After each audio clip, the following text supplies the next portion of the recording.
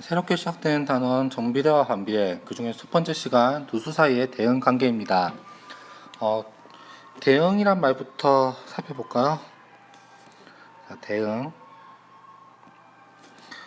짝이 지어진 관계라고 생각하시면 됩니다.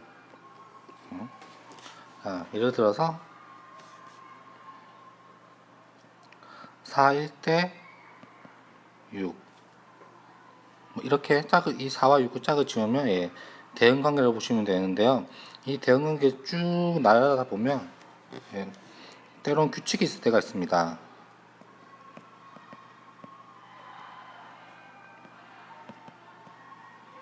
자, 규칙을 찾으셨나요?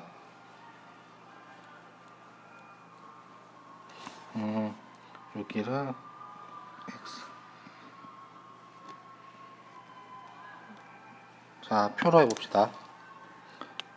x일 때 4, y는 6, x가 5일 때 y는 7, x가 6일 때 y는 8, y는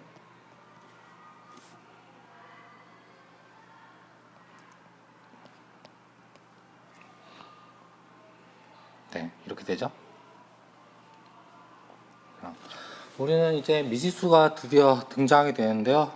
x, y 이 둘을 우리는 미지수라고 부릅니다. 미지수. 미지, 아니미, 알지, 알지 못하는 수. 그래서 임의의 수를 칭할 때 우리는 x, y, z, z 하면 발음이 촌스럽나요? g 이렇게 표시를 하게 되는데요. 보통 y는 이렇게 결과, 그다음에 x는 시작. 이렇게 하면 너무 말이 어렵나요? 그러면 변하기 전, 변하기 후, 변하기 전, 변하기 후, 입력, 결과. 입력과 결과가 봅시다. 입력, 여기가 입력되는 거, 이제 여기는 결과. 4가 입력이 된다. 그러면 x가 4일 땐 4 더하기 2는 6. 맞죠? 네. 이런 식의 관계를 우리는 두 수 사이의 대응 관계라고 합니다.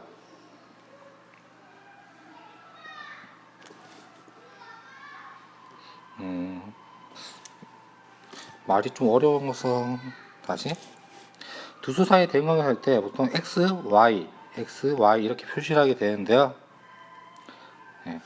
x에 어떤 조건을 넣었을 때 y의 결과가 나오면 이게 일정하게 쭉 이어진다면 그게 두 수의 대응 관계가 존재한다고 보는데요. 예를 들어서 뭐 1일 때 3인데 2일 때는 2일 때도 3이고 3일 때도 3이다. 이러면 대응 관계가 없죠. 따로 이게 짝지어지는 규칙이 없죠. 그래서 어떤 짝을 지어질 때, 어떤 규칙으로 짝지어질 때 우리는 대응 관계라고 합니다. 그럼 이 정도 감을 잡았으니 참 문제없다.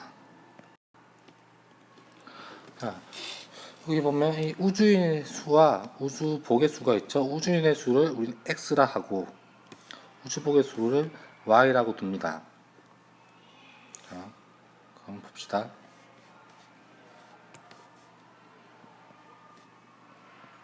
x가 4일 때 우주 y는 6이고 x가 5일 때 y는 7이고 x가 6일 때 y는 8 이렇게 쭉쭉쭉쭉쭉 이어진다고 한다면 이거 방금 한 거죠. y는 x 더하기 2.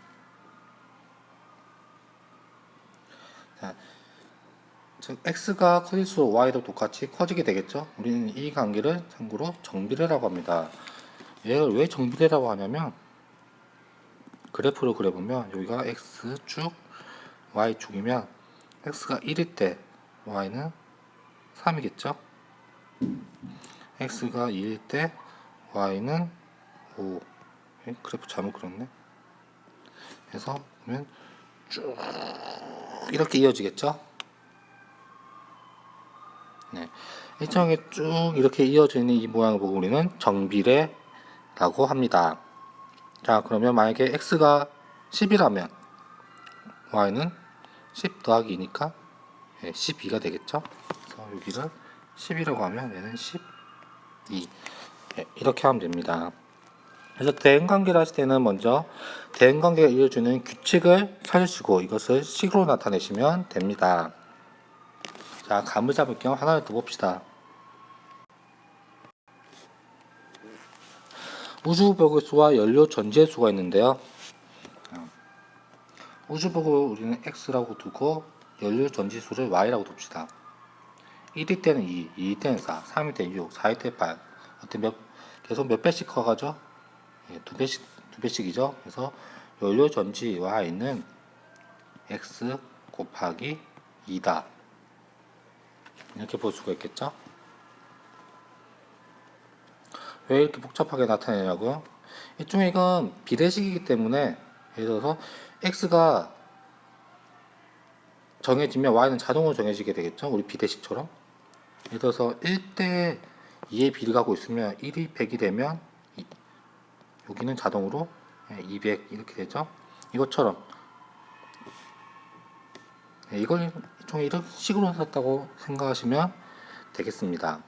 그래서 우주보기의 수가 만약에 1000개다.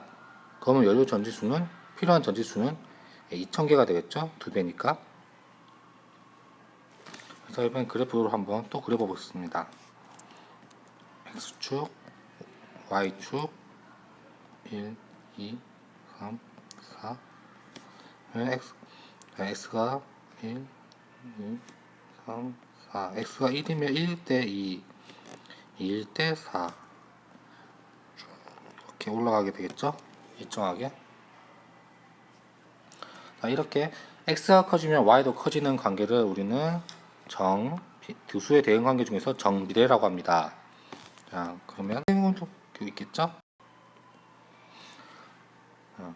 먹은 초콜릿을 x, 남은 초콜릿을 y. 자, 1일 때 19, 2일 때 18, 3일 때 17, 4일 때 16. 자, x가 커지는데 y는 점점점 줄어들고 있죠? 식으로 해봅시다. y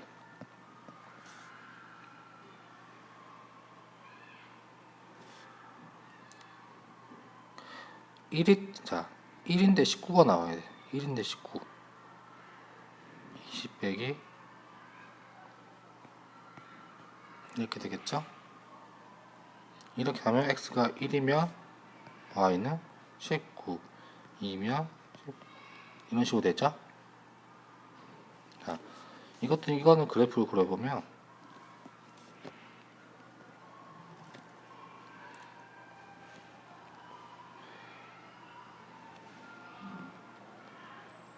이렇게 하면 1자 x가 1, 2, 3, 4 x가 1일 땐 19, 2일 때는 18, 3일 땐 17 이렇게 일정하게 내려오는 게 보이시죠? 아까 같은 경우는 일정하게 쫙 올라갔는데 이건 일정하게 쭉 내려오죠? 이런 관계를 즉 x가 커질수록 y가 줄어드는 관계를 우린 반비례라고 합니다. 헷갈리시면 다시 보세요. 자, 그래서 오늘 두 수의 대응 관계를 봤습니다. 두 수의 대응 관계, 두 수의 대응 관계. 자, x와 y라는 숫자가 있을 때 여기에 일정한 대응 규칙이 존재한다면 대응 관계라고 봅니다. x가 커지면 y도 일정하게 커지고 x가 커질 때 y가 일정하게 준다든지 이런 식의 대응 관계. 그래서 뭐 x가 1일 때는 1일 때 2, 2일 때 3, 3일 때 4 이렇게 되면 x가 커질수록 y도 커지고 있죠. 그런 일정 규칙이 있죠. 더하기 1이라는 규칙이 있죠. 이런 식으로 두 수 사이의 대응 관계가 존재합니다. 자, 그러면 좀 어려울 수도 있는 사전 과제.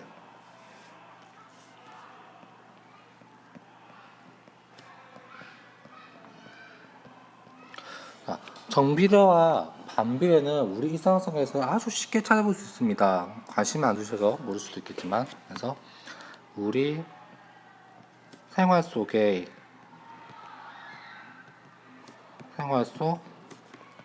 정 또는 반 비례를 찾으세요.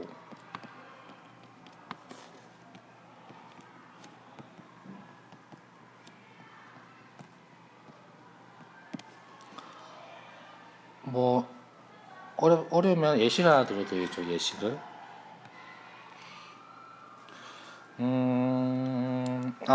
급식 디저트. 급식 디저트를 Y라고 하고 먹는 사람을 X라고 합시다. 이렇게 되면 처음에는 Y는 이거 이제 표로 해보면 X, Y.